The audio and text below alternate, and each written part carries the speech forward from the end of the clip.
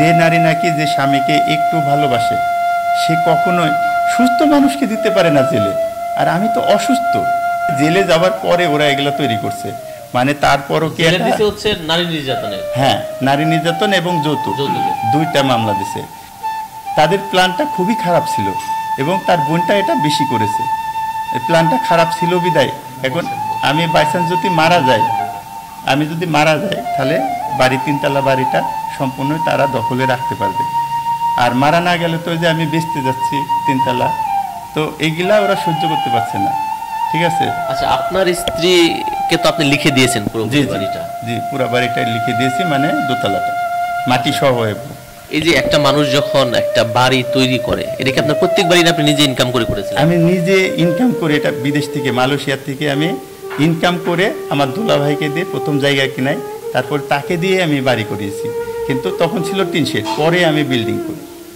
একটা বাড়ি করার পিছনে তো আসলে অনেক স্বপ্ন থাকে, একটা বাড়ি হবে, পরিবার নিয়ে ভালো থাকবো। আপনার আসলে এই বাড়ি নিয়ে স্বপ্ন বা পরিবার নিয়ে প্ল্যানিংটা কি ছিল? দেখেন, আমি বাড়িটা তিলে তিলে করছি। বাড়িটা যখন আমি একবার বেচতে গেছিলাম, মানে একটা লোকের সাথে কথা বলতে গেছিলাম সাভারে, যে আমি আমার একটা ফ্লোর বেচবো, বিশ্বাস করবেন আমি কাঁদতে কাঁদতে আসছি রিক্সাতে। যে বাড়ি যখন বিয়ে করি তখন শুনছিলাম যে ওর মার অভ্যাস খারাপ আছে, অনেকে বলছিল যে মাটা অত ভালো না।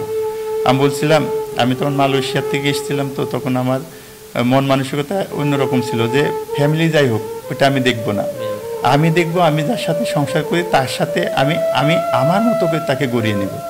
এটা আমার মনে সবসময় ছিল। সে যতই খারাপ হোক আমি আমার মতো করে গড়ে নেব, আমার মতো করেই আমি ওকে ভালোবাসা দিয়ে গড়ে তুলছিলাম। সে আমাকে এজন্যে ভালোবাসতে হতো, আমার মতো করে তাকে আমি গড়ছিলাম। কিন্তু লাস্টে এসে আর পারলাম না। লাস্টে হয়তো আমি অতটা দেখতে পাই নাই, বা ও আস্তে আস্তে যে সরে যাচ্ছে এটাও আমি দেখতে পাই নাই।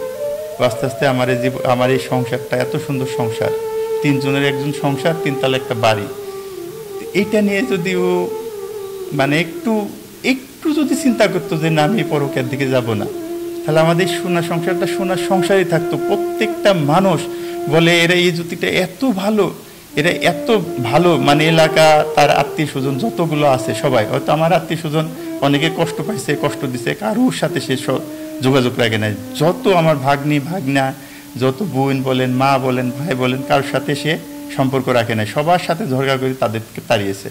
আমি একা ছিলাম, এই জন্যে ওর আত্মীয় স্বজনের দিকে বেশি, ওর এদিকে এলাকায় যারা দেখে সবাই জানে যে আমরা খুব হ্যাপি ফ্যামিলি, আসলে হ্যাপি ফ্যামিলি ছিলাম। কিন্তু ওই লাস্টে এসে এই সংসারটাকে একবারে তছনছ করে ফেললো। এই যে জীবনের সব সঞ্চয় দিয়ে বাড়ি করলেন শখের নারীর জন্য, বাড়িটা হলো সেটাও হাতছাড়া হয়ে গেল, শখের নারী সেও হাতছাড়া হয়ে গেল।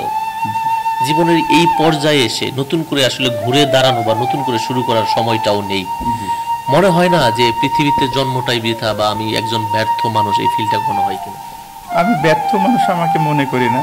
আমি মনে করি যে আমি চেষ্টা করেছি আমার ফ্যামিলিটাকে ধরে রাখার জন্য, ভালো রাখার জন্য।